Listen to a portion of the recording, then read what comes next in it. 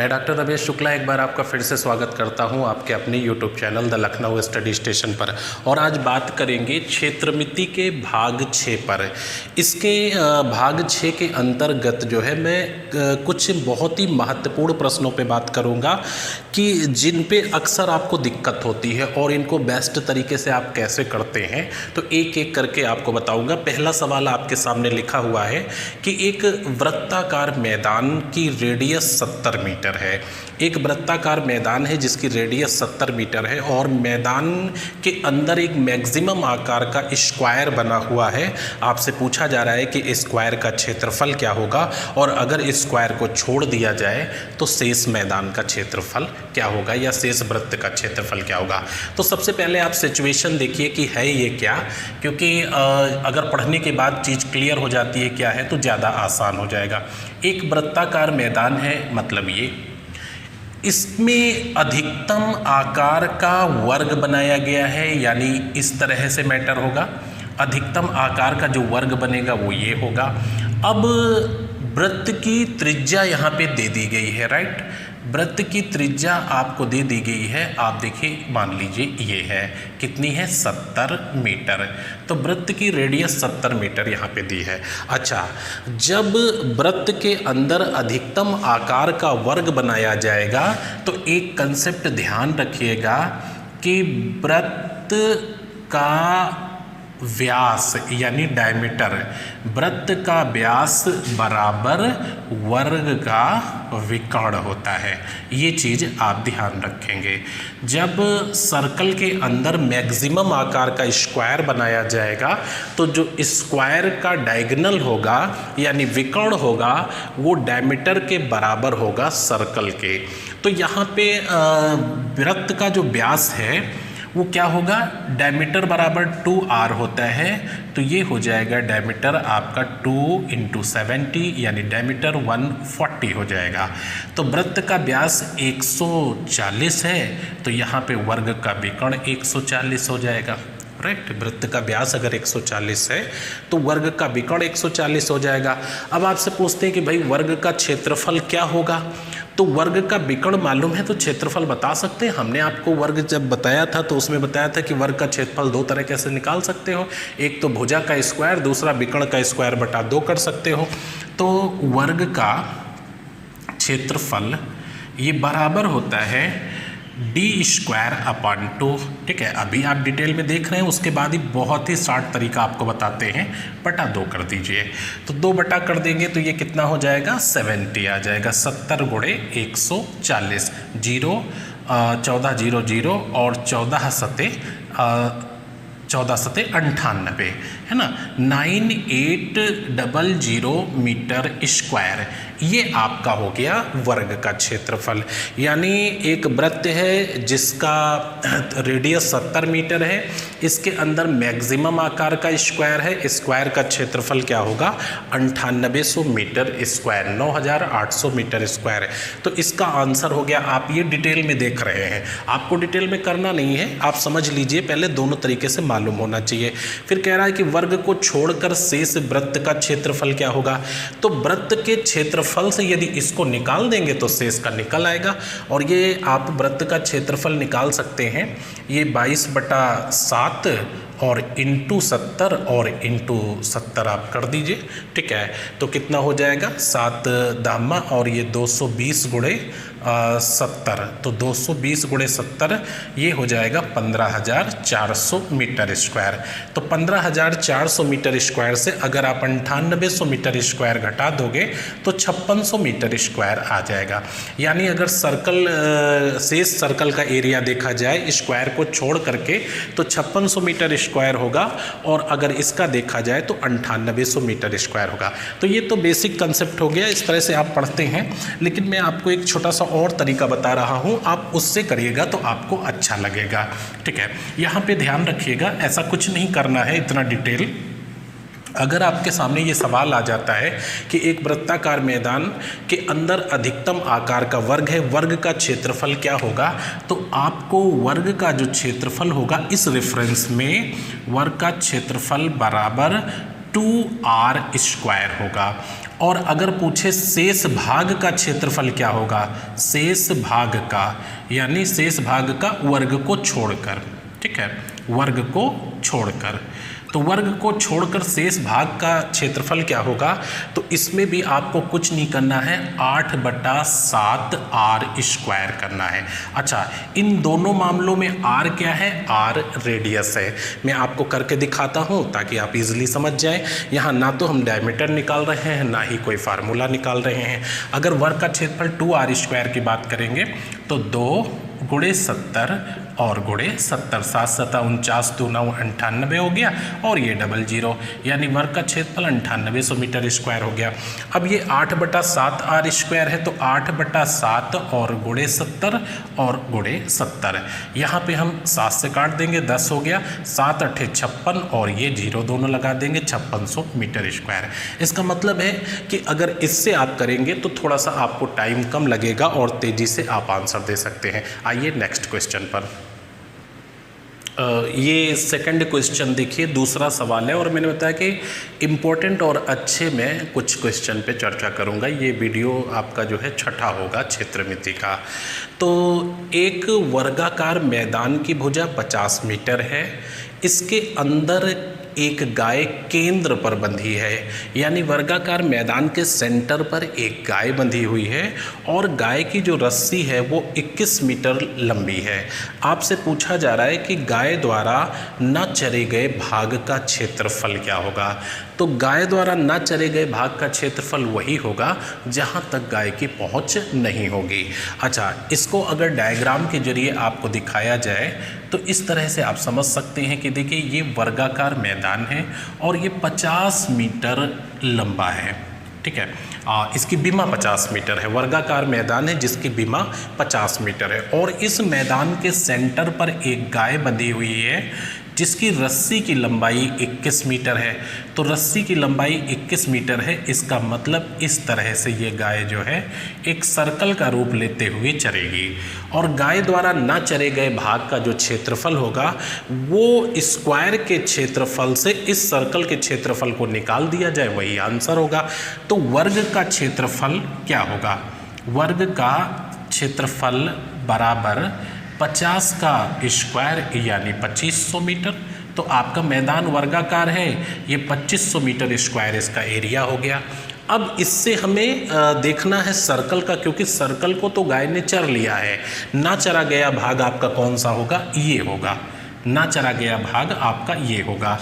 तो अब सर्कल का एरिया निकालिए, वृत्त का क्षेत्रफल। तो वृत्त का क्षेत्रफल आपका हो जाएगा 22/7 और इंटू 21 और इंटू 21, 7 त्रिक 21, 22 तिहाई 66 और गुणे 21 है, तो ये 1386 मीटर स्क्वायर आ जाएगा। अब चरा गया भाग तो 1386 है। अगर पूछा जाए कि गाय द्वारा चरा गया भाग क्या है, तो गाय ने सर्कल को चर लिया है। अच्छा, वर्ग से सर्कल को निकाल देंगे, यानी 2500 से माइनस कर देंगे 1386, तो ये आ जाएगा 14 और ये 11 मीटर स्क्वायर, यानी न चरा गया भाग जो होगा वो 1114 मीटर हो गया। तो आप समझ गए होंगे कि ऐसे सवालों का आंसर हम करते कैसे हैं, ठीक है। यहाँ पे जो गाय की रस्सी है वो एज ए रेडियस होगी। आइए अगले सवाल पर। ये तीसरा क्वेश्चन है आपका 6 का तीसरा क्वेश्चन, पार्ट 6 का तीसरा। 4 समान त्रिज्या वाली वृत्ताकार प्लेटों को इस प्रकार रखा गया है कि प्रत्येक प्लेट 2 प्लेटों को स्पर्श करे। यदि प्लेट की त्रिज्या 28 सेंटीमीटर है तो इनके द्वारा घिरे खाली भाग का क्षेत्रफल क्या है। 4 प्लेटें हैं और समान त्रिज्या वाली हैं, यानी एक जैसी हैं, तो इनको इस प्रकार रखा गया है कि प्रत्येक प्लेट 2 प्लेटों को टच करे। तो अगर आप इसको इस तरह से मान लीजिए रख देते हैं तो प्रत्येक प्लेट 2 प्लेट को नहीं टच करेगी, या किसी भी तरीके से रखेंगे तो 2 प्लेटों को नहीं टच करेगी। तो इसका रखने का प्रॉपर तरीका क्या होगा वो आप देखिए। एक प्लेट आप ऐसे रखेंगे, दूसरी प्लेट आप ऐसे रखेंगे, तीसरी प्लेट आप ऐसे रखेंगे और चौथी प्लेट आप ऐसे रखेंगे। ये 4 समान आकार की प्लेटें हो गई। ये 2 को टच कर रही है, ये 2 को टच, ये 2 को टच कर रही है और ये 2 को टच कर रही है, यानी प्रत्येक प्लेट 2 प्लेटों को टच कर रही है। अब इनके द्वारा जो घिरा भाग है ये है, और पूछा जा रहा है कि भाई इसका क्षेत्रफल क्या होगा, घिरा खाली भाग क्या है, तो इसका क्षेत्रफल आपको बताना है। अच्छा, प्लेट की रेडियस आपको क्या बता दी गई है कि जो प्लेट की रेडियस दी हुई है वो आपकी 28 सेंटीमीटर है। तो 28 सेंटीमीटर अगर इसकी रेडियस है तो सभी की होगी, ये भी 28 होगा, आपका ये भी 28 होगा, ये भी 28, ये भी 28 हो जाएगा, ये भी 28 और ये भी 28 होगा और ये भी। तो इस तरह से ये क्या बन गया, एक वर्ग का रूप दिखने लगा। ये 28 है तो इधर भी रेडियस 28 होगी, इधर भी 28 होगी, टोटल 28 होगा। अब अगर ये 28 है, ये 28 है तो वर्ग की भुजा क्या हो जाएगी, 56 हो जाएगी। ये वर्गाकार आपको आकृति इसके अंदर दिखने लगी है, और ये वर्ग जो है 56, 28 दूना 56 हो जाएगा। अब अगर पूछा जाए कि घिरे हुए भाग का क्षेत्रफल क्या है, तो ये सर्कल का 1/4 है, ये 1/4 है, ये 1/4 है, ये 1/4 है, तो 1/4 1/4 1/4 मिलाकर के एक सर्कल आपका कंप्लीट। हम आपको इसका आसान सा तरीका बताएंगे, पहले आप डिटेल में देख लीजिए। तो ये एक सर्कल बन जाएगा, एक वृत्त बन जाएगा जिसकी रेडियस कितनी हो जाएगी, 28 सेंटीमीटर रेडियस हो जाएगी। तो इसका वृत्त का एरिया और वर्ग का एरिया, तो वर्ग का 56 गुणे 56 हो जाएगा। आप इसको मल्टीप्लाई कर लीजिए, 56 गुणे 56 कितना हो जाएगा, 6 छाक 36 के कर लेता हूँ एक बार इसका मल्टीप्लाई, 56 गुणे 56 कितना होगा, तो 56 गुणे 56 आपका जो होगा वो 3136 हो जाएगा, 3136 मीटर स्क्वायर। ठीक है, इसको आप कर लीजिएगा। अब यहाँ पे जो सर्कल है, अगर ये 28 है तो इसका एरिया देख लेता हूँ कितना हो जाएगा, तो 22/7 और गुणे 28 और गुणे 28 है, तो ये आपका हो गया 7 चौक 28 और 22 चौक को 88 और गुणे 28। तो एक बार ये भी देख लेता हूँ कि 88 गुणे 28 कितना होगा।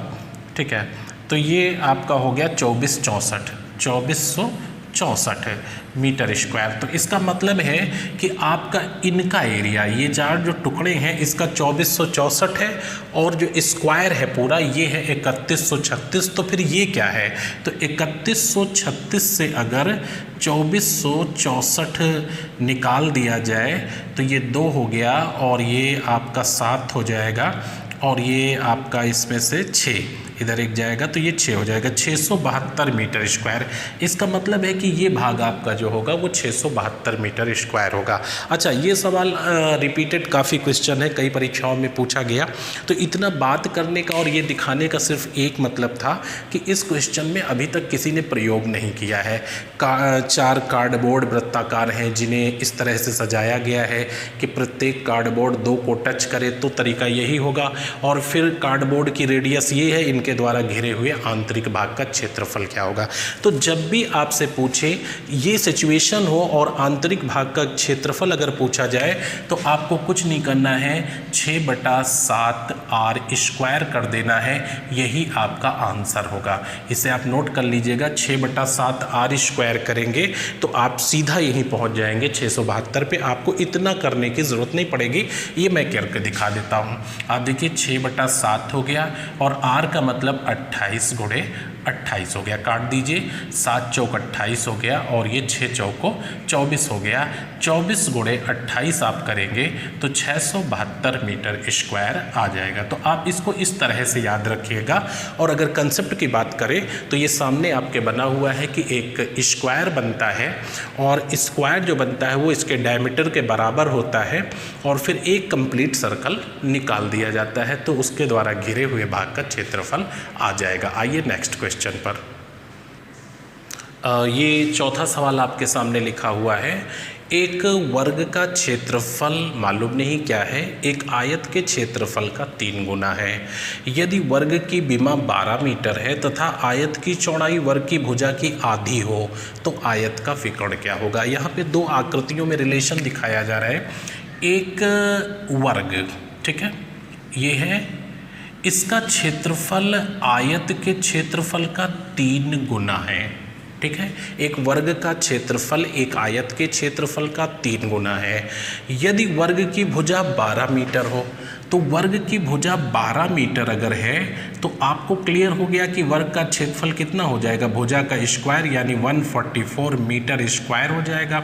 अब वर्ग का क्षेत्रफल आयत के क्षेत्रफल का 3 गुना है तो आयत का क्षेत्रफल क्या हो जाएगा, इसे 3 से डिवाइड कर दीजिए, 3 चौक 12 और 3 अठे 24, 48 मीटर स्क्वायर आपका आयत का एरिया आ जाएगा। आगे लिखा है आयत की चौड़ाई वर्ग की भुजा की आधी है, तो वर्ग की भुजा 12 है तो आयत की चौड़ाई 6 मीटर हो जाएगी। तो लंबाई क्या हो जाएगी आयत की, क्षेत्रफल 48 है बटा 6, लंबाई हो जाएगी 8 मीटर। तो इसकी आयत की 8 मीटर लंबाई हो गई और 6 मीटर चौड़ाई हो गई। आपसे पूछा जा रहा है कि आयत का विकर्ण क्या होगा, तो आयत का विकर्ण क्या होता है, फार्मूला आपको मालूम होगा कि आयत का विकर्ण जो होगा वो बराबर हो जाएगा L square plus B square का अंडर रूट, यानी 8 का वर्ग और 6 का वर्ग, ये आपका 64 और 36 हो जाएगा, यानी 100 आ जाएगा और ये 10 मीटर या सेंटीमीटर जो भी होगा, है ना, 10 मीटर आपका हो जाएगा। तो इस तरह से आप आंसर दे सकते हो, बस आपका कंसेप्ट मेंटेन होना चाहिए। आइए नेक्स्ट क्वेश्चन पर।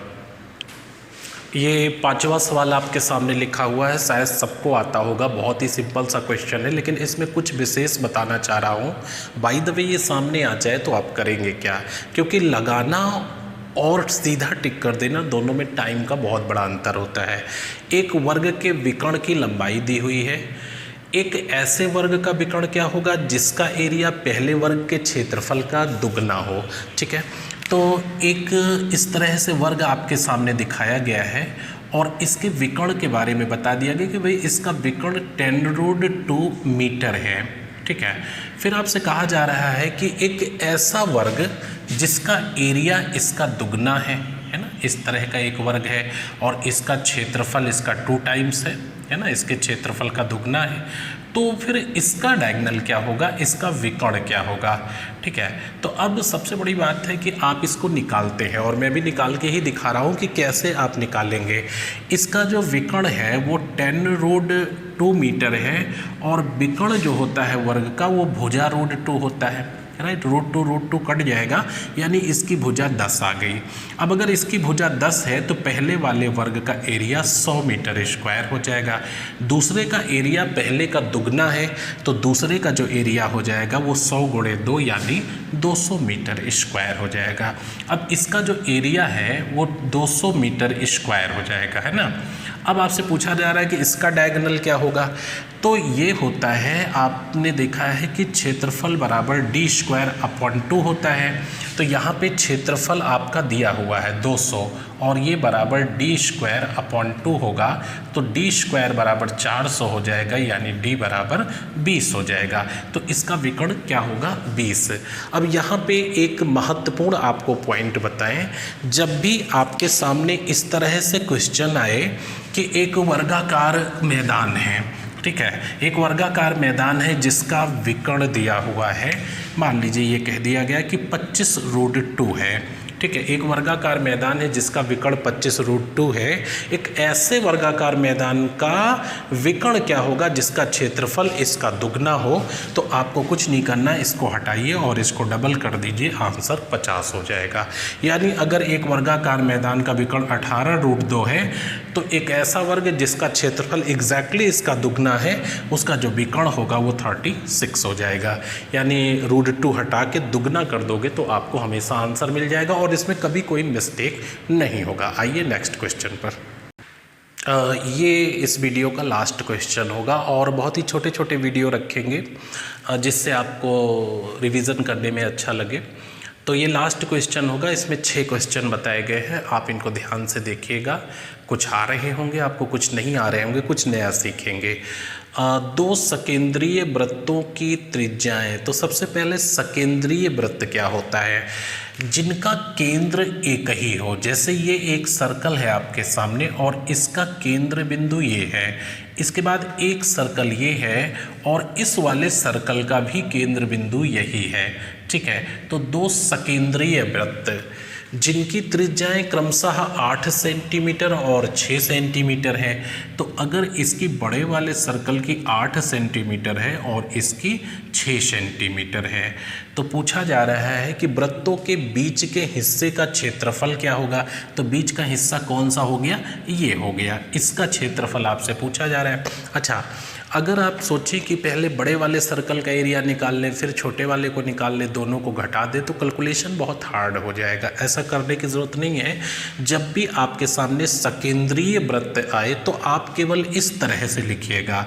देखिए, वृत्त का जो एरिया होता है 22/7 आर स्क्वायर होता है, तो यहाँ पे आप 22/7 लिख लीजिए। और उसके बाद अगर इस तरह से पूछा जाए तो बड़े वृत्त की जो त्रिज्या है उसका वर्ग और माइनस छोटे वृत्त की जो त्रिज्या है उसका वर्ग, यानी फाइनली हमको यही लिखना है। आप यही प्रैक्टिस में लाइए, ठीक है, कि ये R1 का स्क्वायर माइनस R2 का स्क्वायर, तो पूरा नाटक वहाँ नहीं लिखना है, फार्मूला नहीं सजाना है। बस ये ध्यान रखना है कि 22/7 आर स्क्वायर होता है और इनको दोनों को एक साथ लेके चलना है। तो बड़े वाले वृत्त की त्रिज्या का स्क्वायर माइनस छोटे वाले वृत्त की त्रिज्या का स्क्वायर, तो ये 8 × 8 = 64 हो जाएगा और ये 6 × 36 हो जाएगा। तो इसका डिफरेंस क्या आ जाएगा, 28। और यहाँ पे क्या है 22/7, तो 7 से काट दो, 7 चौको 28 और 22 चौको 88 सेंटीमीटर स्क्वायर। ये आपका 88 सेंटीमीटर स्क्वायर इसका एरिया आ जाएगा। तो इस तरह से आप तेज़ी से बता सकते हो। बस ये है कि सही तरीके से प्रैक्टिस कर लो। और फास्ट आपको कितना लिखना है, बाय द वे अगर मान लीजिए ये चीज़ आपको मालूम है कि बड़े वृत्त की त्रिज्या का स्क्वायर माइनस छोटे वृत्त की त्रिज्या का स्क्वायर, तो इस तरह से आप बहुत फास्ट आप कर सकते हो। देखिए, ये लिखने की भी ज़रूरत नहीं है। मान लो किसी ने आपसे कहा कि 10 और 8 है, ठीक है, तो 10 और 8 है, तो यहाँ पे a square minus B square लिखा है, आपको ये दिख रहा होगा, ये a है ये b है, तो a square minus B square है। तो पहले हमने 64 और फिर 36 किया, फिर घटाया तो 28 हुआ। अगर इसे a square minus B square को a + b a - b के फार्मूले से करें तो जोड़ दो तो 14 हो गया और घटा दो तो 2 हो गया, 28 हो गया। इसी तरह से इनके वर्गों का अंतर क्या होगा, तो ये 18 हो गया और ये 2 हो गया, 36 हो गया, और गुणे 22/7 कर दो। यानी प्रैक्टिस की बात होती है कि कितनी तेज़ी से आप कर सकते हैं। तो जितना बेहतर तरीके से प्रैक्टिस करेंगे उतना ही कम समय लगेगा वहाँ पे और उतने ही कम मिस्टेक होंगे। तो इस वीडियो में हमने 6 सवालों पे चर्चा किया है। नेक्स्ट वीडियो पे कोई कंसेप्ट या इंपॉर्टेंट क्वेश्चन लेकर के आएंगे। मेंसुरेशन को रिलैक्स होकर पढ़िएगा, फाइनली आपको बिल्कुल टॉप लेवल तक ले चलेंगे, जो क्वेश्चन लगभग हर जगह पूछे जाते हैं। अभी मैं बेसिक पे बात कर रहा हूँ, धीरे धीरे आपको सारे क्वेश्चन लगभग करा दूंगा। तो मिलता हूँ नेक्स्ट वीडियो में, तब तक के लिए बहुत सारी शुभकामनाएं, धन्यवाद।